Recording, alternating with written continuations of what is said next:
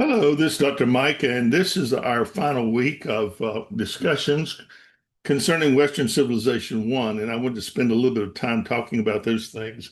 If you remember, we call the first era after the fall of Rome the Dark Ages in Europe and most of the Western world because we very quickly lose whatever elements of civilization that we might have had with the fall of Rome in 476 AD. Within 200 years, uh, most of the Western world had become illiterate and could no longer read and write.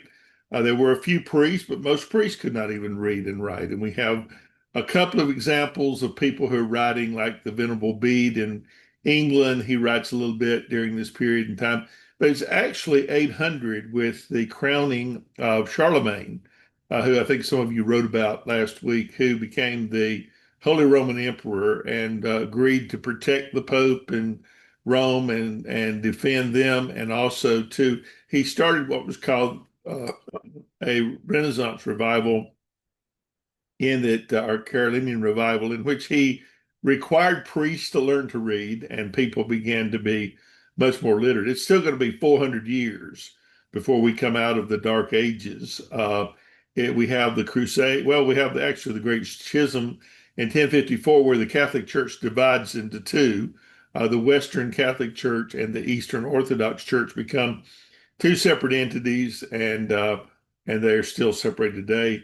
And then we have the Crusades, in which the Roman Emperor at Constantinople. Remember, there were two Roman emperors, and the Roman Emperor Constantinople. That area was still uh, viable, had not collapsed like the West had done, and it would stay viable until about 1453, when it would collapse and fall to the Seljuk Turks.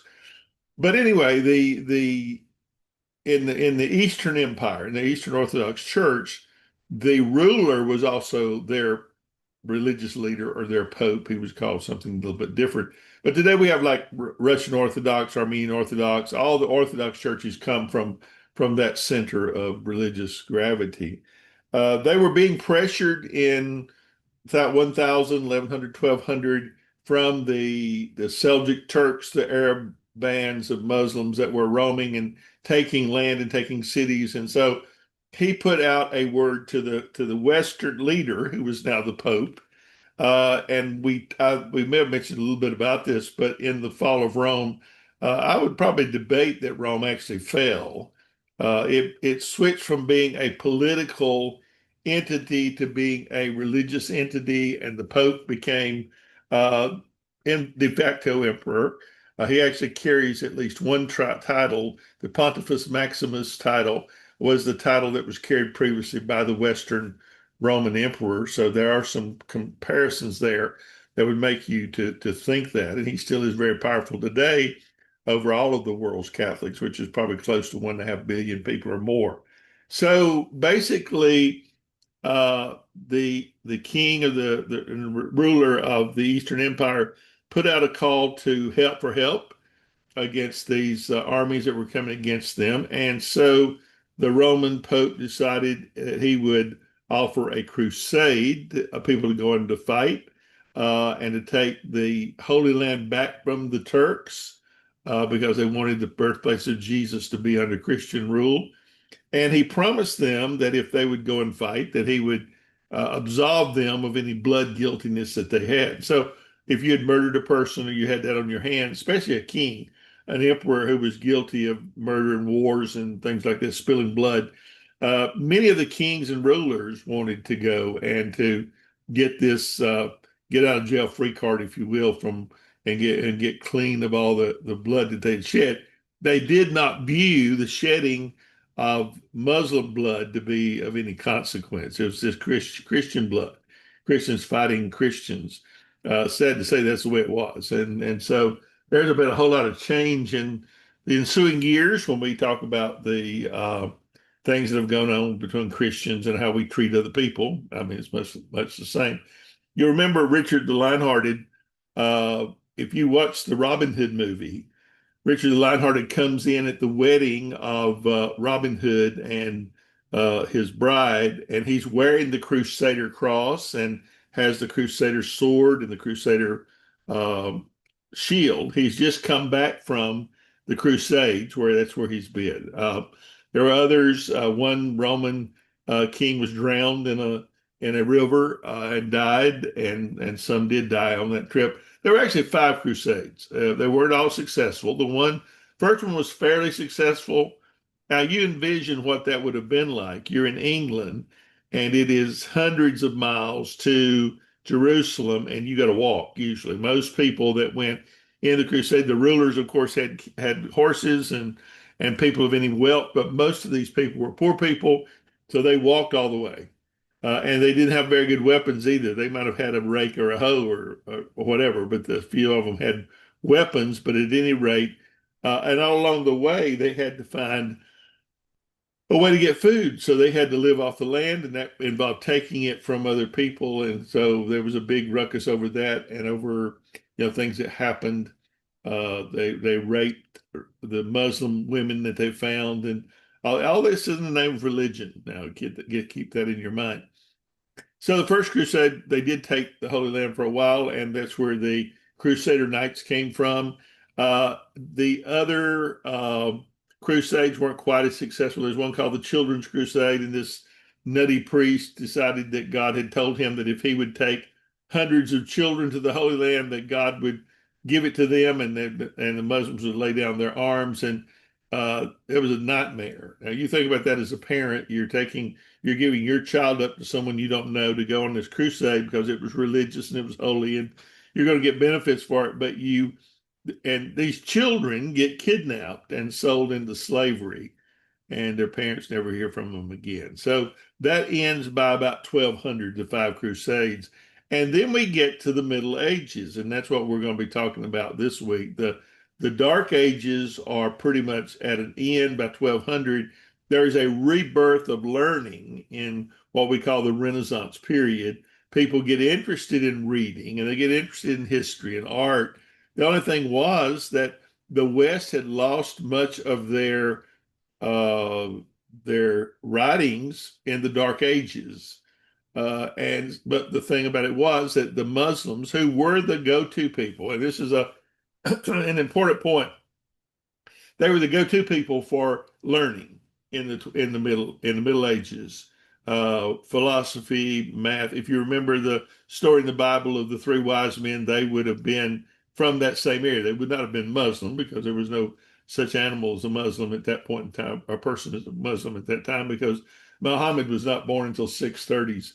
But they were that kind of learning. And so we had to go back to them to get our Greek text and all the writings of Homer and all these things. They had translated them into Arabic. And so we were able to get them back into some lesson vernacular that was understandable, which was probably mostly Latin. We don't have an English language until 1158. It is not widely spoken anywhere until the 1500s. So it wouldn't have been English, but it would have been probably Latin. Latin was the educational language of the period. That's why the Catholic Church has everything in Latin still in many instances, because that was the language of the learned classes. The other languages, if there were dialects that were spoken, vernacular languages were called the guttural languages. And English was one of those. It was spoken by a group of people, and so you didn't really write in that. You didn't transmit documents in that. So if you didn't read, you were shut out of basically the ability to do things and had to find someone to help you do things, such as documents. So the Renaissance is going to be a rebirth of learning, rebirth of art, music, and you'll have some of the great paintings in that period of time that you can see in museums still. Some of the great masters of music. Michelangelo is going to be working on the Sistine Chapel of the Vatican.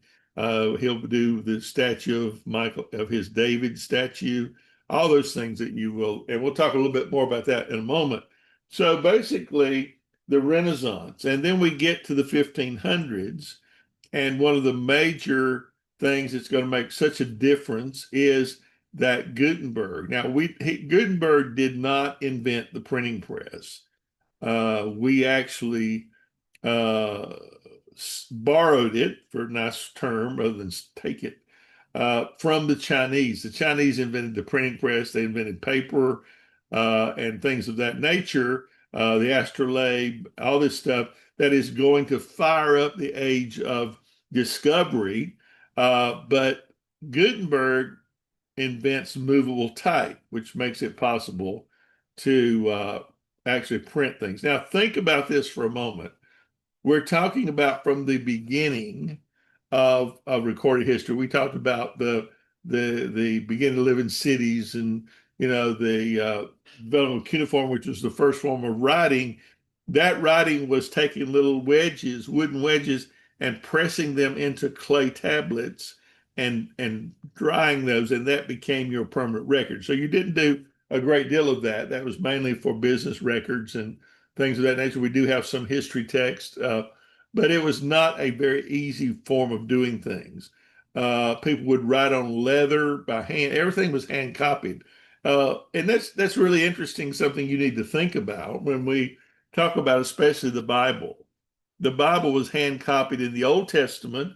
We know the first five books, the Pentateuch, was written by probably maybe Moses from oral records. They've been passed down by word of mouth and then written down after we get to the development of language and writing, but it's still hand copied. So if you've ever tried to copy something identically and know how difficult that is without error, it leads a lot of questions about, copying the Bible, hand copying the Bible.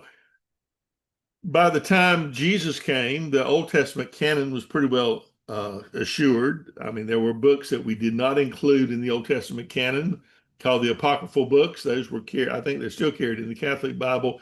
They were carried in the original King James Bible, but we determined that they did not have the same quality of inspiration as the ones that were included.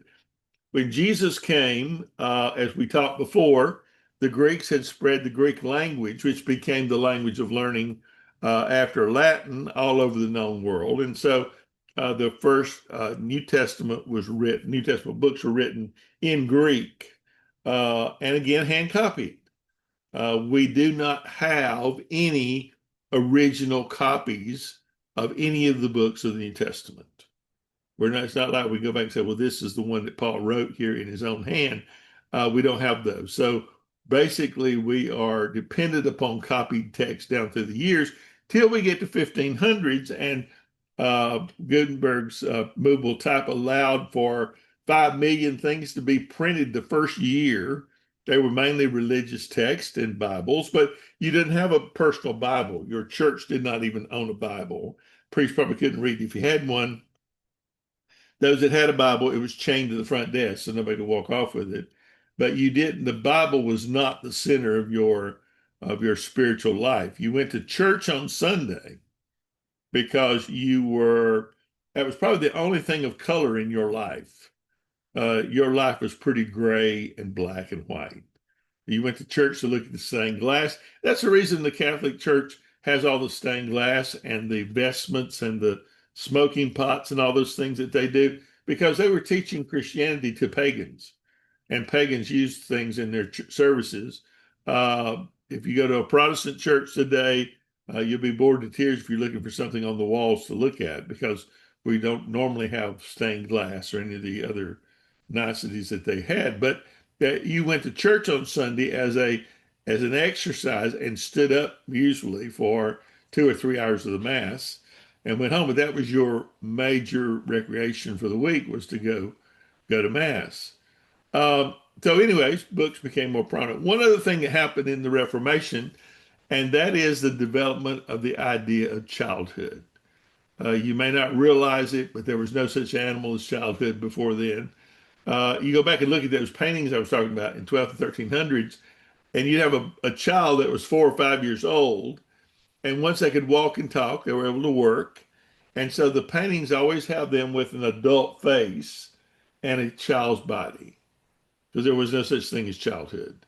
When Martin Luther came along and Bibles began to be printed, his main message was learn to read the Bible for yourself. And so parents said, well, we're too old to learn ourselves. So maybe we could mark out a time in our child's life where before they go to work, they could go to school, learn to read, they could read us the Bible. And so childhood became an added thing of life. It's an artificial construct. It was not natural. Just like being a teenager is not natural.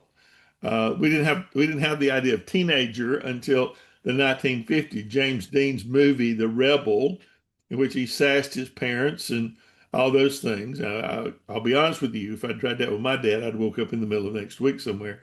But that was the first Rebel, and of course, then from there we get the Beatles and all this stuff in the 50s and teenagers in rebellion. But there again, it's an artificial construct, and it's something that was invented and added to us. The last thing I want to mention too is the global expansion. I may have talked a little bit this about coffee. When they went in the Crusades to Israel, they ran into coffee and sugar, which they had not been used to in the West, and started this thriving trade back with the Holy Land to Europe, getting spices and coffee and tea and all these things until 1200 when Saladin shut the door and no more coffee for you. And so they began to go this long, arduous trip overland to Constantinople. And they had trade going there until 1453 when the Turks again took Constantinople. Door closed, no more coffee for you. And they had no other option. So this is 40 years from Columbus, and when Columbus comes on the scene, he believes they know the Earth is round already, but he believes that you can reach the West by sailing east, and so or east by sailing west. I'm sorry, and so he came up with this idea of sailing around the world, and of course stumbled over this little place called the Americas, and he never made it to India, even though he named the people Indians because he thought it was in India. And he died thinking he was in India. He came back 3 times and still never learned the difference. So those are the things you're going to be studying in a nutshell this week. Just some few things on the side that you wouldn't get in your textbook that I found to be interesting. I love the little inconsequential things. You think you know this, but this is the real story. That's what makes history very interesting. Okay, guys, it has been a pleasure. This is our last week, and do your very best, and let's finish well. And we'll talk to you soon. Thank you so much.